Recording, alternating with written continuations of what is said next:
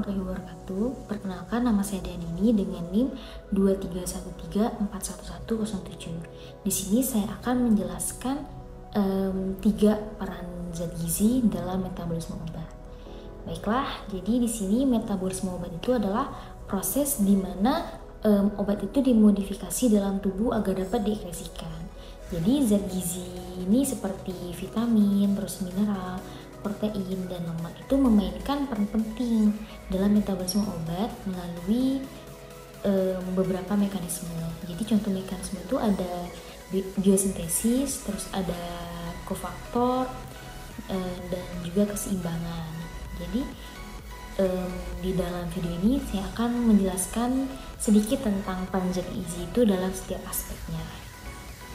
Nah, yang pertama itu ada biosintesis. Jadi biosintesis itu adalah proses pembentukan senyawa kimia dalam tubuh dari bahan dasar yang lebih sederhana.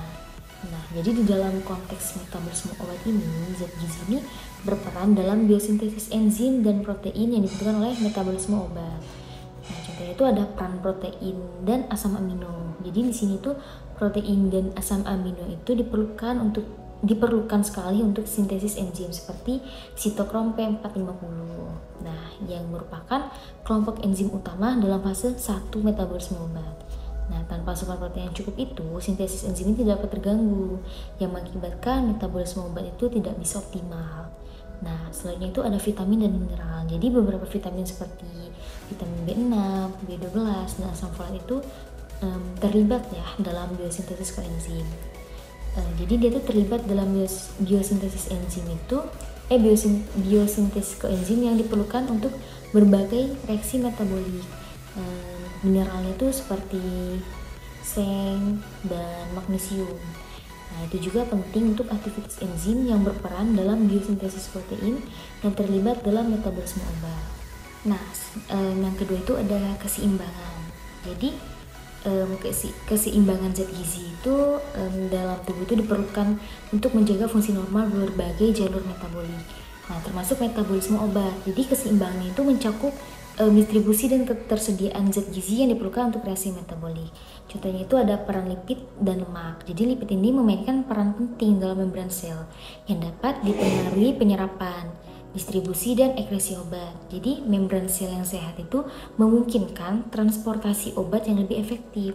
Nah, sementara defisiensi lemak yang esensial itu dapat mengganggu distribusi obat dalam tubuh. Nah, selanjutnya itu contohnya ada homeostasis vitamin dan mineral.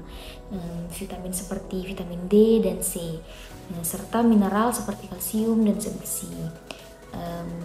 Ini berkontribusi pada keseimbangan enzimatik yang dibutuhkan dalam reaksi metabolisme obat. Jadi ketidakseimbangan zat gizi ini dapat mempengaruhi metabolisme obat. Misalnya itu defisiensi vitamin D yang bisa mempengaruhi metabolisme kalsium yang kemudian dapat mempengaruhi aktivitas enzim. Nah, yang ketiga itu ada kofaktor.